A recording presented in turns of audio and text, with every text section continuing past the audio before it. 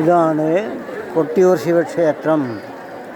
കൊട്ടിയൂർ ശിവക്ഷേത്രം ദക്ഷയാഗം നടന്ന സ്ഥലം.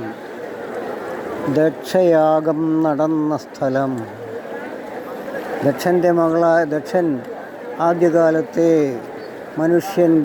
മനുഷ്യരുടെ വലിയ അധികാരിയായിരുന്നു, വലിയ പ്രമാണിയും അധികാരിയുമായിരുന്നു. പക്ഷേ ദക്ഷൻ എപ്പോഴും മഹാവിഷ്ണുവിനെ മാത്രമേ വില കൽപ്പിച്ചിട്ടുള്ളൂ. മഹാവിഷ്ണുവിനെ മാത്രമേ വില കൽപ്പിച്ചിട്ടുള്ളൂ. മഹാദേവനെ ഒരിക്കലും വില കൽപ്പിച്ചിട്ടില്ല. അതുകൊണ്ട് തന്നെ ദക്ഷൻ്റെ മകളായ സതിയെ മഹാദേവനെ വിവാഹം കഴിച്ചു കൊടുക്കുവാൻ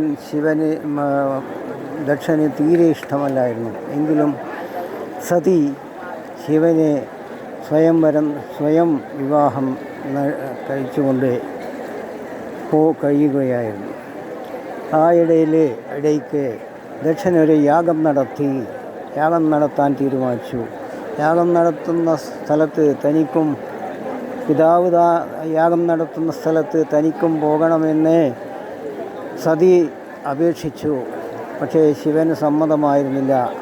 ശിവൻ പറഞ്ഞു, നീ പോയിക്കോളൂ, പക്ഷേ അവമാനിതയായിട്ട് മടങ്ങി വരരുത്. സംഗതി അതുപോലെ തന്നെ നടന്നു. ദക്ഷൻ സതിയെ അങ്ങോട്ടേക്ക് പ്രവേശിപ്പിച്ചതേയില്ല. സതി ഉടനെ അഗ്നിയിലേക്ക് പ്രവേശിച്ചു. ഇത് മനസ്സിലാക്കിയ മഹാദേവൻ ജടയിൽ നിന്നും ഒരു ജടയെ പറിച്ചെറിഞ്ഞ് ഒരു ഭൂതത്തെ, അതായത് ഭദ്രകാളിയെ പറഞ്ഞയച്ചു. നീ പോയി ദക്ഷൻ്റെ തലയറുത്ത് കൊണ്ടുവരൂ എന്ന് പറഞ്ഞു. അങ്ങനെ ഭദ്രകാളി ദക്ഷൻ്റെ തലയറുത്ത് കൊണ്ടുവന്ന സ്ഥലമാണ് ദക്ഷൻ നടത്തുന്ന യാഗം ദക്ഷൻ്റെ യാഗമായി. സതി അഗ്നിയിലേക്ക് പക്ഷേ ദക്ഷനെ വധിച്ചിട്ടില്ല. മഹാദേവൻ ദക്ഷനെ വധിച്ചിട്ടില്ല. ദക്ഷൻ്റെ ആ തലയ്ക്ക് പകരം മറ്റൊരു മൃഗത്തിൻ്റെ, അതായത് ആടിൻ്റെ തലയറുത്ത് വെച്ച് കൊടുക്കുകയായിരുന്നു. അപ്പോൾ അതുകൊണ്ട് അതിനുശേഷം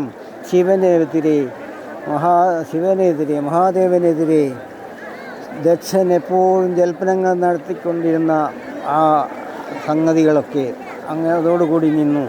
ആടിൻ്റെ തലയായതോടുകൂടി ദക്ഷൻ്റെ അഹങ്കാരം തീരെയില്ലാതായി.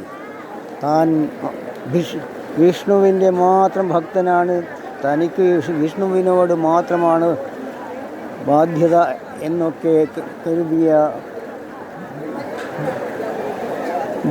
കരുതിയ ദക്ഷൻ്റെ അഹങ്കാരം അതോടുകൂടി അവസാനിച്ചു. പക്ഷേ മഹാദേവൻ വന്ന് അഗ്നിയിൽ പ്രവേശിച്ച സതിയുടെ ദേഹമെടുത്ത് കൊണ്ടുപോവുകയായിരുന്നു. അങ്ങനെ കൊണ്ടുപോകുന്ന സതിയുടെ ദേഹവുമായി കൊണ്ടുപോകുന്ന മഹാവിഷ്ണു നോക്കി നിൽക്കുകയായിരുന്നു. മഹാവിഷ്ണു ചിന്തിച്ചു, ഇങ്ങനെയായാൽ ഈ ലോകത്തിൻ്റെ സംഗതികളൊന്നും നടക്കുകയില്ല, സതിയെ വേർപെടുത്തണം. അങ്ങനെ മഹാവിഷ്ണു സുദർശനം വിട്ടയച്ചു. സുദർശനം പോയി സതിയുടെ ദേഹം ഛിന്നഭിന്നമാക്കി പല ഭാഗത്തേക്കും തെറിച്ചു വീണു. ആ ശരീരഭാഗം തെറിച്ചു വീണ ഭാഗത്തൊക്കെ ഇന്ന് ദേവീസ്ഥാനങ്ങളുണ്ട്, പല രൂപത്തിലുള്ള ദേവീസ്ഥാനങ്ങൾ. ഈ സതിയാണ് പിന്നീട് ഹിമവാന്റെയും മേനകയുടെയും പുത്രിയായി പാർവതിയായി ജനിച്ചതും. പക്ഷേ ശിവനെ വീണ്ടും പതിയായി വരിക്കുകയും ചെയ്തു. അനേകം കഠിന തപസ് ചെയ്തു. പഞ്ചാഗ്നി മധ്യത്തിലിരുന്ന തപസ്സൊക്കെ ചെയ്തിട്ടാണ് ശിവനെ പാർവതി പ്രത്യക്ഷപ്പെടുത്തിയത്. അങ്ങനെ അതിലൊരുപാട് കഥയുണ്ട്. ശിവൻ കഠിന തപസ്സിലേക്ക് തന്നെ പോയിരുന്നു. ശിവൻ ഇതൊന്നും അറിയുന്നില്ല. അങ്ങനെ കാമദേവൻ വന്ന് ശിവൻ്റെ തപസ്സിന് ഭഗ്നമുണ്ടാക്കുകയും അവിടെ പാർവതിയെ പ്രത്യക്ഷപ്പെടുത്തുകയും ചെയ്തു. അങ്ങനെ ശിവൻ വീണ്ടും ലൗകിക ജീവിതത്തിലേക്ക് വരികയായിരുന്നു, പാർവതിയെ സ്വീകരിച്ചു. ഓക്കെ, ഞാൻ സ്റ്റോപ്പ് ചെയ്യുകയാണ്.